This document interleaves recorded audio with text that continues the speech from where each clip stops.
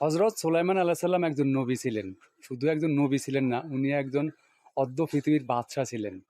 সমুদ্রের মাছ থেকে নিয়ে গর্তের পিপিলিকা পর্যন্ত উনার কথা শুনতেন, উনার কথাগুলো আমল করতেন। আল্লাহ তালা উনাকে এমন পরিমাণ ক্ষমতা দিয়েছেন যে সমস্ত পশু পাখি উনার কথাগুলো শুনতেন, উনার কথা মতন চলতেন।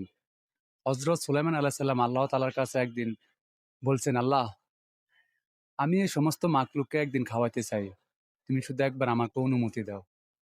মহান আল্লাহ তালা বলছেন, হে সুলাইমান, তুমি পারবা না। তারপরও সুলাইমান আল্লাহ সাল্লাম আল্লাহর কাছে বলছেন, আল্লাহ, আমাকে একটাবার সুযোগ দেন। মহান আল্লাহ তালা কাউকে নিরাশ করেন না, সবার কথা রাখেন, কাউকে নিরাশ করেন না। মহান আল্লাহ পাক বলছেন, সুলাইমান, ঠিক আছে, আমি তোমাকে অনুমতি দিলাম। এবং অনুমতি পাওয়ার পরে উনি দীর্ঘ 6 মাস ধরে রান্না করছেন এবং রান্নাগুলো কখনো পচে যায়নি। সুলাইমান আল্লাহ সাল্লাম সমস্ত পশু পাখিদেরকে ডাকে বলছেন যে তোমাদেরকে আমি একবেলা খাওয়ামো, তোমরা অমুক দিন অমুক তারিখে উপস্থিত হয়ে যাবা। হজরত সুলাইমান আল্লাহ সাল্লামের কথা মতো সমস্ত পশু পাখি উপস্থিত হয়ে গেছেন।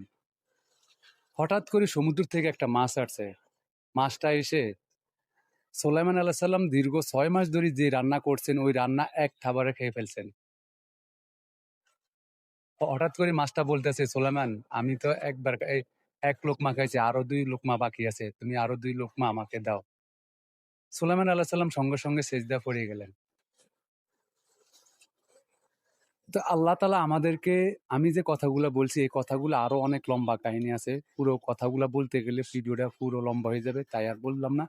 যে কথাগুলো আমি আসলে বলছি, এই কথাগুলো যদি আমরা চাইলেও কখনো কারো মনের সমস্ত ইচ্ছা পূরণ করতে পারবো না।